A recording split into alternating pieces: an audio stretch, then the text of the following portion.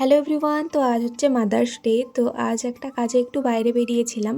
বাইরে বেরিয়েছি যখন ভাবলাম মিয়ামোর থেকে একটা কেক নিয়ে যাই। সত্যি বলতে প্রত্যেকটা দিনই মায়েদের, মা ছাড়া আমরা চলতেই পারবো না। বাট স্টিল যখন একটা স্পেশাল ডেট করা হয়েছে তো ভাবলাম নিয়ে যাই। বাড়ি ফেরার সময় দেখি সামনেই একদম বক্স টক্স নিয়ে মিছিল বেরিয়েছে। তো সরকার তো পাল্টে গেল, সত্যি বলতে পাল্টানোটা দরকার ছিল। তো যাই হোক, এইসব নিয়ে বেশি কিছু বলবো না।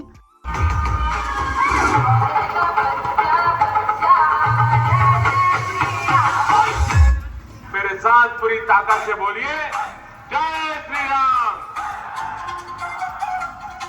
आवाज दूर दूर तक जाने। সন্ধ্যের দিকে একটু চা বিস্কুট খেলাম, তারপরেই তো ভেবেছিলাম কি করে কেকটা বের করে আনবো, কারণ কেউই জানে না।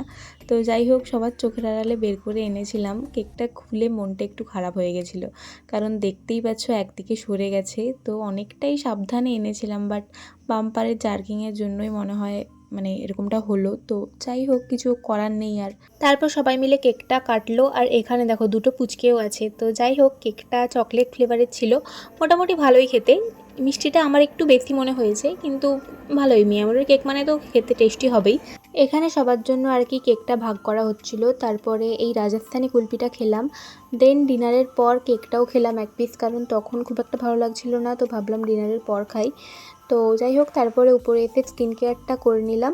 তারপর ওষুধ খেয়ে নিলাম। এখন ডেলি আমার ওষুধ থাকে রাত্রে শোয়ার আগে, শ্বাসকষ্টের জন্যই। তো যাই হোক, আজকের ব্লগটা এখানেই এন্ড করছি। দেখা হচ্ছে নেক্সট ব্লগে।